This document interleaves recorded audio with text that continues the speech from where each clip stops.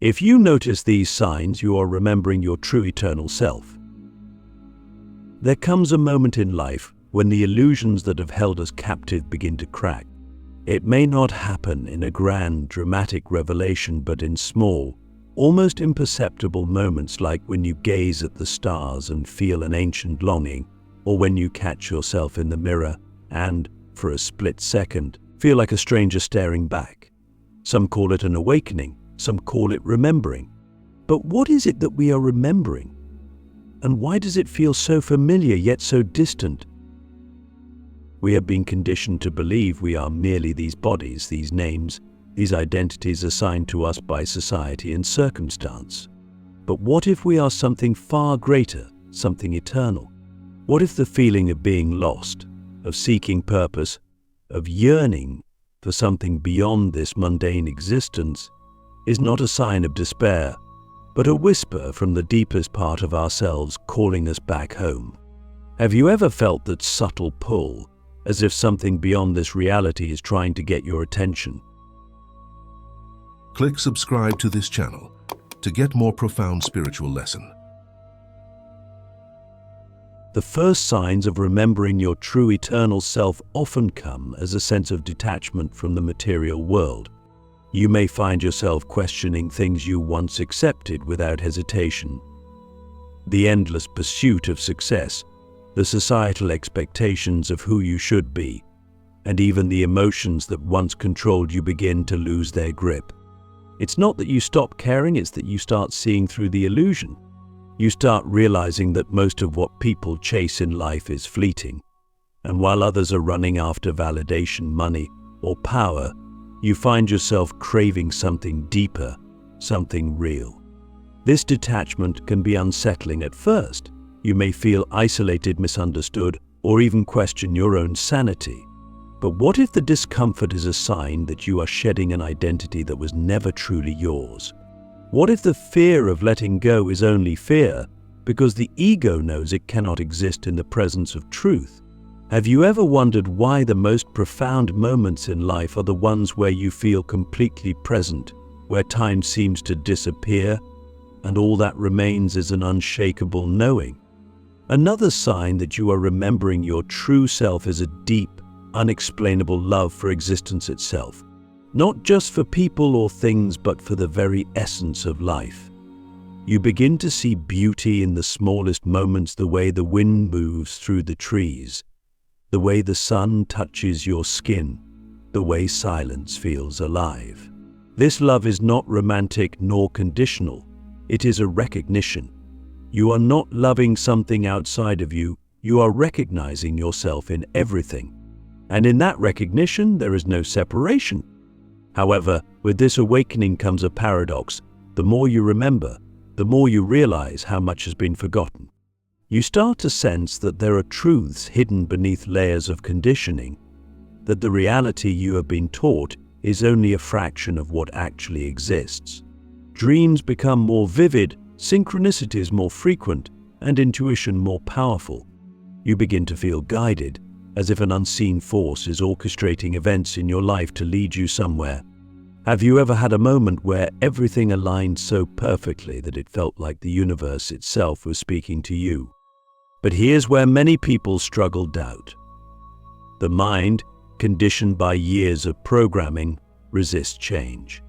It tells you that this is just imagination, that the world is exactly as you were told, and that anything beyond that is fantasy.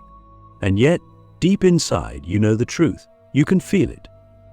The question is, do you trust it? Or do you let fear pull you back into forgetfulness? At some point, we all face a choice: to continue living as who we were taught to be, or to uncover who we truly are. But this journey is not just about finding answers, it is about unlearning everything that was never true in the first place. What if the greatest wisdom is not in acquiring knowledge, but in stripping away the lies? The strange feeling that you have lived this before.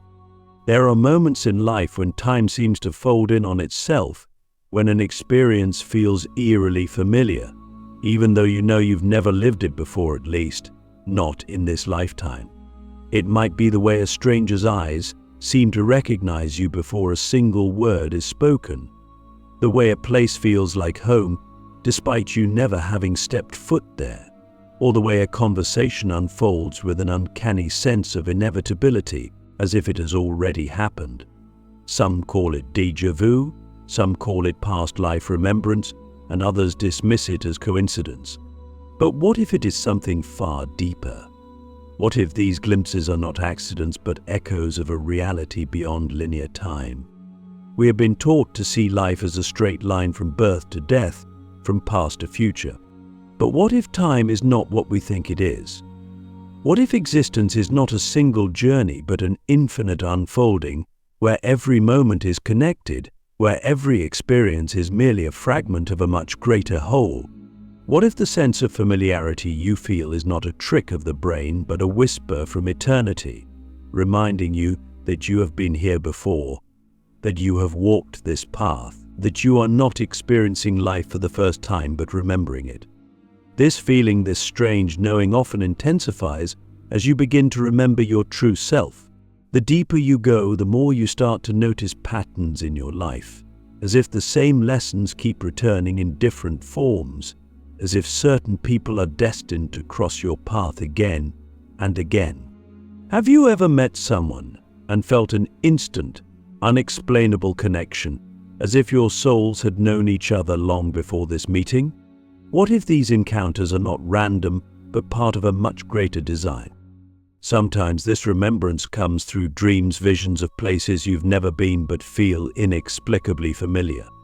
Experiences that feel more real than waking life, glimpses of another existence that lingers just beyond your reach. Other times it comes through an unshakable sense of purpose, a feeling that you are here for something greater, even if you cannot yet name what it is. Have you ever felt the pull, that quiet yet undeniable force guiding you towards something just beyond your comprehension? But with this remembrance comes a challenge the mind, conditioned by the illusion of separation, resists. It tells you that these feelings are nothing more than imagination, that there is no such thing as destiny, that life is random and meaningless. And yet, deep inside, you know otherwise. You know that the moments of profound connection, the synchronicities, the undeniable sense of having lived this before, these are not accidents. They are signs. Signs that you are beginning to break free from the illusion of time. Signs that you are starting to see beyond this temporary identity. Signs that you are awakening to the truth that you are not just this body, not just this name, not just this fleeting moment in history. You are something far greater, something eternal. But here's the question. If you have lived this before, what does it mean? Does it mean you are trapped in an endless cycle, repeating the same existence over and over? Or does it mean you are given infinite chances to remember, to awaken, to finally see beyond the illusion and step into the truth of who you really are? What if life is not a prison but a puzzle, a sacred journey designed to lead you back to yourself? And what if every time you feel that strange sense of familiarity, it is the universe reminding you that you are on the right path, that you are not lost, that you are, in fact, remembering? When the world feels like a dream, you are waking up. There comes a moment in every deep spiritual awakening when reality itself begins to feel unreal. You go about your daily life, interacting with people, doing the things you've always done, but something feels off. The world seems thinner somehow, less solid, as if it is merely a projection, a shadow of something much greater. Conversations feel scripted, as if people are playing pre-written roles. The routines, the struggles, the endless chase for success and survival, all of it starts to seem absurd, like a game that everyone is playing, but no one remembers signing up for. And then the thought arises, quiet but undeniable, is this all just a dream? This sensation can be disorienting at first. You may feel like you are losing touch with reality, like you are drifting further away from the world that once felt so certain. But what if you are not disconnecting? What if, for the first time, you are actually seeing. Have you ever questioned why the world operates the way it does? Why people follow patterns of behavior without question? Why society is structured in a way that keeps people distracted, always chasing, always fearing, always searching for something outside themselves? What if the reason the world feels like a dream is because in a sense it is? Many ancient spiritual traditions describe this reality as an illusion, a temporary construct, a stage upon which souls come to learn, grow, and ultimately remember their true nature. Some call it Maya, the veil of illusion, designed to keep us engaged in the play of life. But every so often, the illusion flickers. You see through the cracks. You notice the patterns, the synchronicities, the way events seem to be orchestrated, as if some unseen intelligence is guiding it all. Have you ever felt like something was nudging you, as if life itself was trying to tell you something, trying to wake you up? At first, this realization can bring a sense of detachment. If the world is not as real as it seems, then what meaning does anything have? Why strive? Why suffer? Why care? This is the paradox of awakening. At the very moment you begin to see through the illusion, you may feel as though everything is meaningless. But this is only because you are still viewing life through the old lens, the one that told you meaning could only be found in external achievements, in status, in possessions, in validation from others. When those things lose their grip on you, it can feel like falling into emptiness. But what if this emptiness is not something to fear? What if it is the space where truth can finally emerge? Slowly something shifts. You realize that just because the world is an illusion does not mean it is unimportant. In fact, it may be more sacred than you ever imagined. A dream is not meaningless simply because it is a dream. It is an experience, an unfolding, a reflection of something deeper. And if this world is a dream, then who is the dreamer? What if you are not just a character in the story, but the one creating it? What if reality is responding to you, shifting with your consciousness, revealing itself in layers as you awaken? With this realization comes a profound transformation. You stop seeing life as something happening to you and start seeing it as something happening through you. Fear begins to fade because you understand that nothing in this world can truly harm you, the real you, the eternal you. You are no longer bound by the same limitations. You no longer chase happiness in fleeting things. Instead, you begin to live from a place of presence, of deep knowing, of trust. But this awakening also comes with responsibility. If reality is a dream, then what you bring into it matters. Your thoughts, your emotions, your actions, they are not just personal experiences.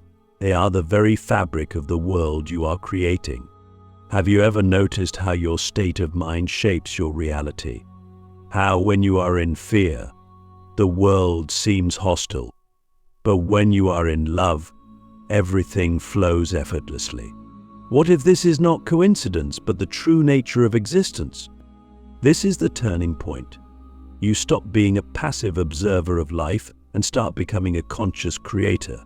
You understand that you are not here to escape the dream, but to master it, to bring light into it, to transform it, to use it as a canvas for awakening. And the more you embrace this, the more the illusion loses its power over you. You no longer live in reaction to the world. You move through it with awareness, with purpose, with a deep inner peace that no external event can shake. And then something even deeper happens. You begin to see the divine in everything.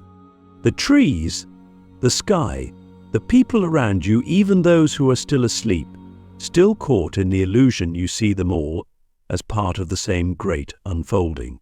Compassion replaces judgment. Love replaces fear. You no longer seek to fight the illusion or escape it. You simply see it for what it is.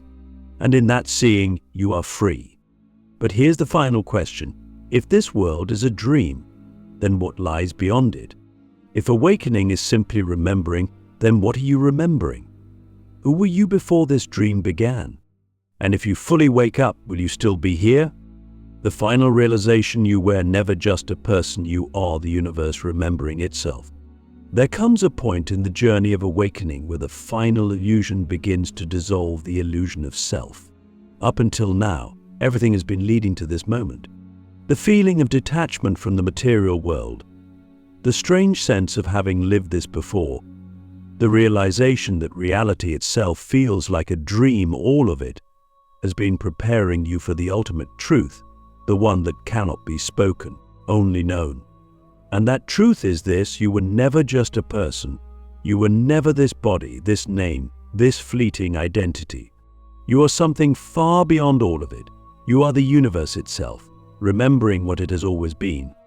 At first, this realization comes as a whisper, a quiet but undeniable thing that arises from deep within. It is not an intellectual idea, not something you read in books or hear from a teacher. It is something you feel, something that shakes the very foundation of who you thought you were. You begin to sense that the boundaries between you and everything else are not real. The separation you once took for granted, the division between self and other, between observer and observed, starts to dissolve. And then the thought arises, not as a question but as a certainty: I am not in the universe, I am the universe. This realization is overwhelming at first. The mind struggles to grasp it, tries to contain it within words, within concepts, but it cannot. Because this truth is not something the mind can understand, it is something you are. And yet, paradoxically, even though you are everything, you are also nothing. The ego, the small self that has spent a lifetime constructing an identity, resists this realization because it knows that to fully embrace it means the end of its illusion. It means surrendering everything it has clung to, every label, every belief, every attachment to the idea of being a separate individual. But what if this surrender is not a loss, but the ultimate liberation? As this truth deepens, you begin to see that everything, every person, every experience, every joy and every pain has been leading you back to yourself. The universe is not something outside of you. It is you, expressing itself in infinite forms, playing the game of forgetting and remembering, losing itself so that it can find itself again. You realize that the stars, the oceans, the trees, the endless vastness of existence, none of it is separate from you. And in that realization, something shifts. Fear disappears, because what is there to fear when there is nothing outside of you? Loneliness evaporates, because how can you be alone when everything is you? But here is where the greatest paradox of all emerges. If you are the universe, then why do you still exist as you? Why do you still wake up in the morning, still see through these eyes, still live within this particular experience? The answer is simple but profound. Because the universe is not just seeking to remember itself, it is seeking to experience itself. And that is why you are here. You are not here to escape this reality, not here to reject the human experience, but to fully embrace it, knowing that it is not separate from the infinite. You are the universe playing the role of you, just as it is playing the role of every other being, every other form, every other moment in existence. And this is where the final layer of awakening happens, not in some distant realm, not in transcending this world, but in fully being here. You begin to see life not as an obstacle to enlightenment, but as the very path itself. Every moment, every breath, every experience becomes sacred, because you now understand that it is all the divine, all the infinite, all the great cosmic unfolding in motion. Love takes on a new meaning. It is no longer something you seek, something you give or receive. It is what you are. You do not love others because they are separate from you. You love them because they are you. Compassion flows naturally, effortlessly, because you see yourself in every being. Even those who are still asleep, still lost in the illusion, you do not judge them, because you were once them, and in some way you still are. The dreamer and the dream are one. The seeker and the sought are the same.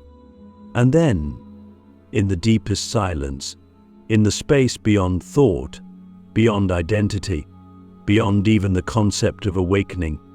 The final realization settles in. There was never anything to attain, never anything to reach, because you have always been this.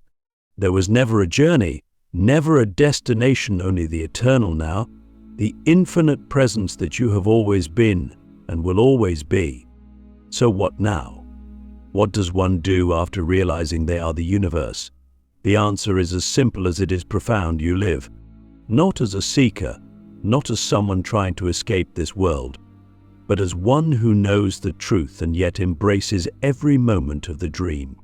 You laugh, you love, you create, you experience all with the deep, unshakable knowing that you are not bound by any of it. You move through life with the grace of one who is free, not because they have rejected the world, but because they have finally seen it for what it is, a masterpiece, a cosmic dance, a reflection of the infinite. And so, the question is no longer who am I? Because you already know. The only question that remains is, what will I create? Because now you understand that every thought, every action, every moment of your existence is not just personal, it is the universe itself, shaping reality through you. You are not just remembering, you are creating, not just awakening, but dreaming consciously. And that, perhaps, is the greatest realization of all. Because the truth is, you were never lost. You were never separate. You were never just a person trying to find meaning in a chaotic world. You have always been the meaning itself. You have always been the universe, looking through these eyes, living this life, playing this perfect, beautiful, infinite game of remembering who you are. And now that you remember, what will you do with it?